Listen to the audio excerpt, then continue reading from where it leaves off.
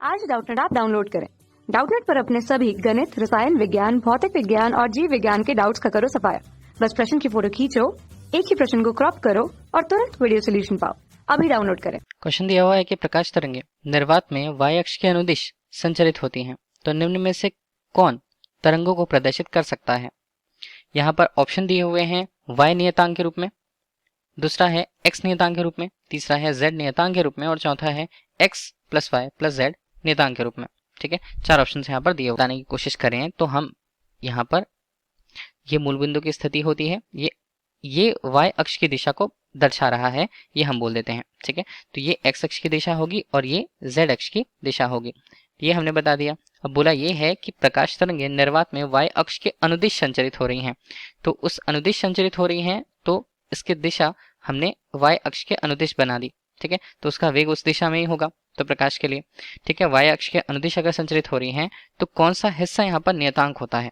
हम समझते हैं कि प्रकाश तरंगें किसी माध्यम से अगर निकल रही थी, ठीक है, तो उसके लिए जो एक दूरी पर, एक नियत दूरी पर स्थित कोई हिस्सा अगर होता है तो हम उसे तरंगाग्र कहते हैं। तरंगाग्र क्या होते हैं, ये अन्य तरंगों के लिए उनके बिंदु स्रोत की तरह कार्य करते हैं जो तरंगाग्र को प्रस्तुत करते हैं। ठीक है, तो अभी हम इन्हें क्या बोले, अभी हम इन्हें अगर एक तरंगाग्र के रूप में बोले तो ये जो दिशा होती है ये इसके बिल्कुल लंबवत होते हैं। मतलब प्रकाश के लिए प्रकाश के तरंग संचरण के लिए जो तरंगाग्र होंगे उनकी दिशा बिल्कुल y अक्ष के लंबवत रहने वाली है। ठीक है, तो इन्हें हम क्या बोले, इन्हें हम बोले तरंगाग्र।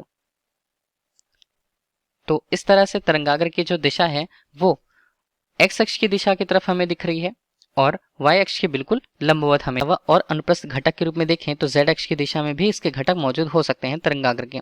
ठीक है, तो ये भी हमने यहाँ पर कुछ इस तरह से दिखा दिया।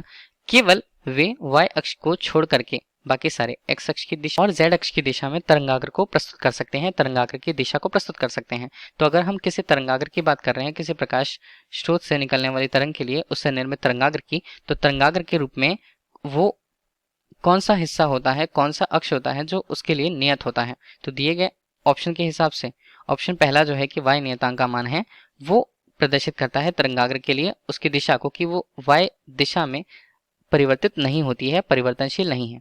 Thank you. कक्षा 6 से 12वीं से लेकर नीट, IIT, JEE वो एडवांस के लेवल तक 1 करोड़ से ज्यादा छात्रों का भरोसा। आज ही डाउनलोड करें डाउटनेट ऐप या व्हाट्सएप करें अपने सारे डाउट्स 8400 400 400 पर।